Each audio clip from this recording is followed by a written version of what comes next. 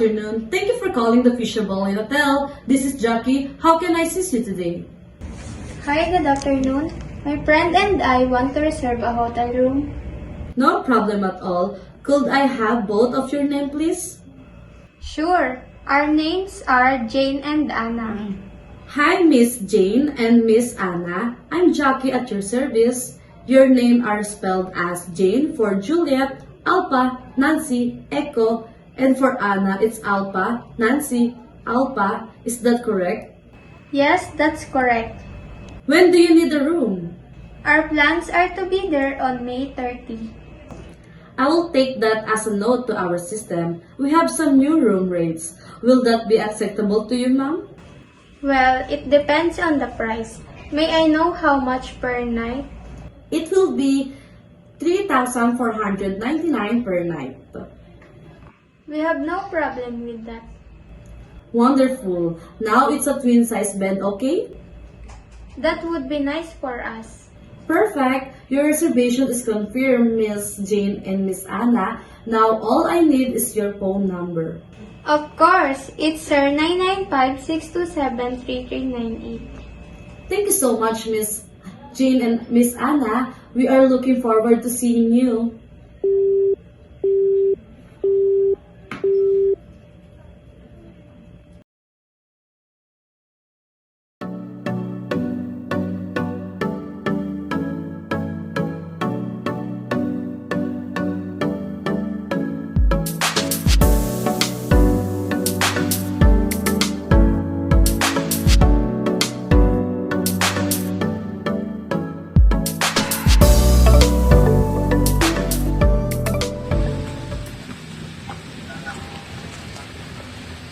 Good evening, ma'am. Welcome to Fisher Valley Hotel. Our reception area is listening, ma'am.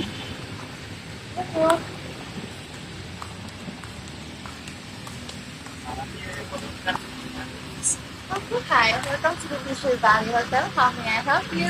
Hi, what is your data Aduana. Okay, may I have your confirmation letter, please? Yes. Where is our confirmation?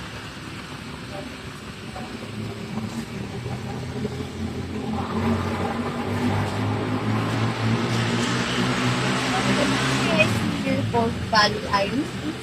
Yes. There is no valid ID.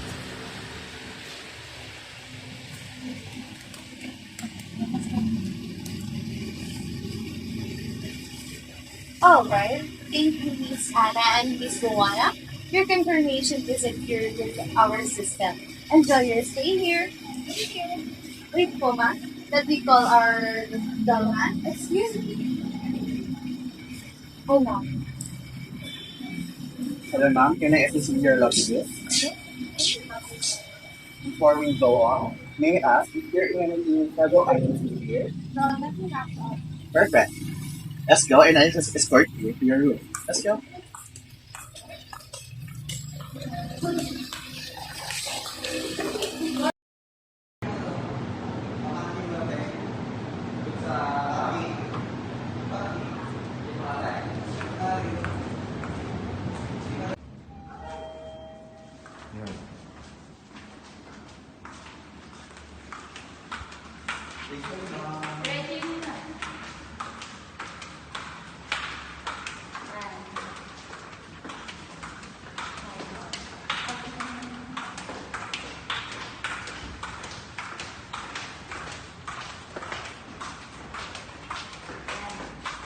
This is your room. This is your luggage. Open. Enjoy your stay, ma'am. Oh? Enjoy your stay, ma'am.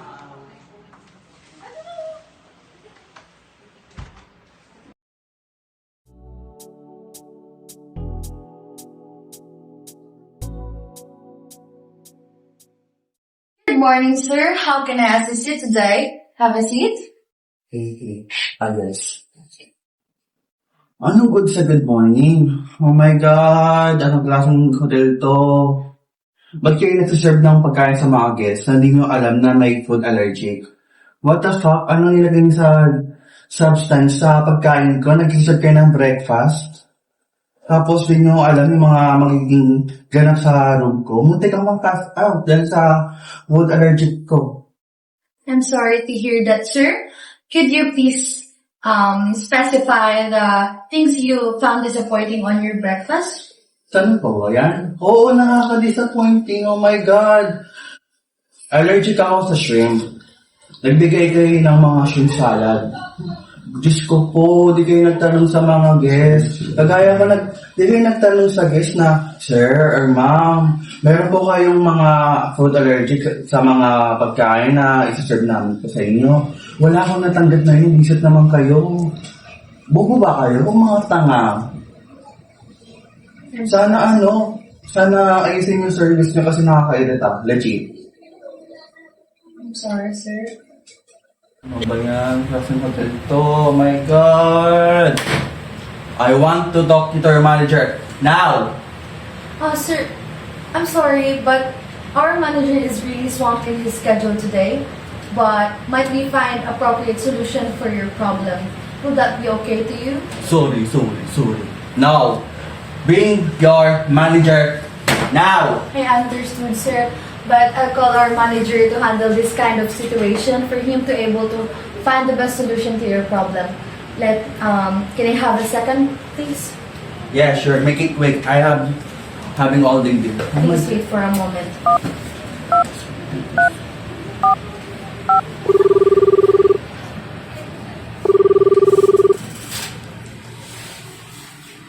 Okay, sir.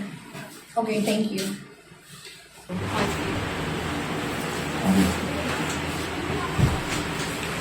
Hi, sir.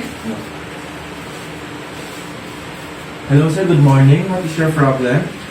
Yung mga staff nyo, ayos-ayos yung mga servisyo mo. Ay, naku lang kaya magmura. Ang ina.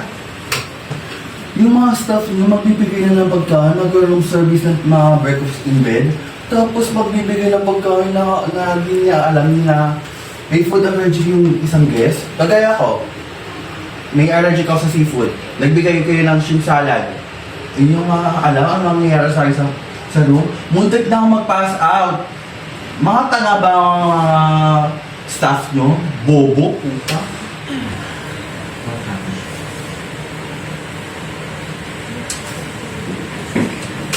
Sir, sorry for hearing that your problem. I will call the doctor for your help and what do you want to do for you to calm you down? Sana ayusin yung observation nyo. Because, pag ulit to, nakakaya sa hotel na to, 5-star hotel. Tapos katong observation nyo, wow! Wow! Oh my God! Paano kung mangyari ulit to sa isang guest na di naman to na as naayos? Ano mangyayari sa reputation ng hotel nyo? Di ba mas mababa ang ratings? So, mas prefer ko. Sana mag-offer na kayo mga option sa mga guests na may allergic reaction sa mga food. Lagay sa akin ako, I hate seafood kasi may allergic reaction daw sa seafood. Nangangati ako. Like, nangyari kanina na nagbigay ng food sa akin sa isang room attendant na kinain ko, hindi ko na-expect na magiging makakating buong katawan ko.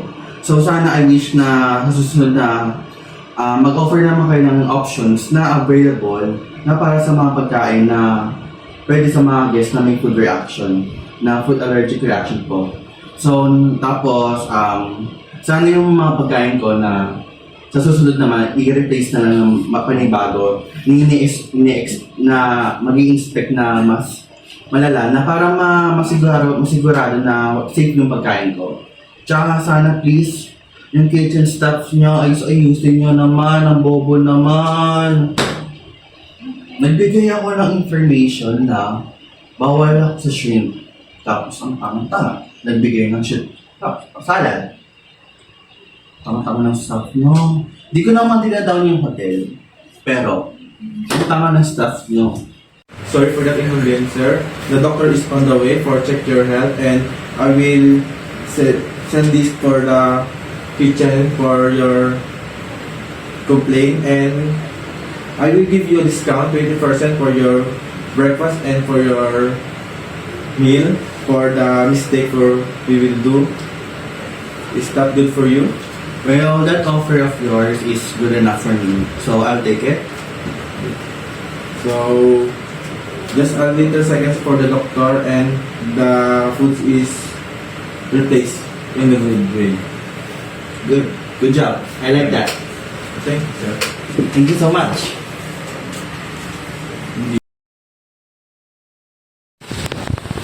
Good afternoon, ma'am. How can I help you? I'm here to check out room 214. Okay, ma'am. I will just check the housekeeping department if there's any damages or charges in your room. Can we meet in the lounge area, ma'am? Okay. Good afternoon. This is the front desk speaking. Can I ask the room 214 if there's a charges or damages that the guest had done while staying in her room, please? Hello, good afternoon. I shall check the room regarding the damages or charges that had been done by the guest who stayed in room 214. Can you please wait for a while? Sure. Thank you. Good afternoon. The guest had already taken charges on the necessities in the minibar. The charge necessities are as follow: 3 Coca-Cola can and 2 water bottles. And also the guest had stained the bed pad with a Coca-Cola drink. Thank you so much for the information. I will inform the guests about this matter. Sure, you're welcome. Miss Katrina, could you come here for a minute? Katrina, our housekeeping department had reported to us about the charges you taken from the minibar and also the damage you done inside the room. You have been charged 500 pesos for 3 Coca-Cola can and 2 water bottles from the minibar. And additional charge for the Coca-Cola stain found in the bed pad. That will be cost you on the amount of 250 pesos and the overall total will be 750 pesos. Oh, sorry for the trouble that I made. I am happy to take charges on it. That's okay, Miss Katrina. Could you please wait a moment to process your bill? Yes, absolutely. Thank you so much. Here's your overall bill, ma'am. Thank you. I really appreciate the services and the experience I have felt in this hotel. You are very welcome. We wish you the best of luck in your travels. And we hope to see you soon in our hotel. Have a nice day, ma'am. Thank you.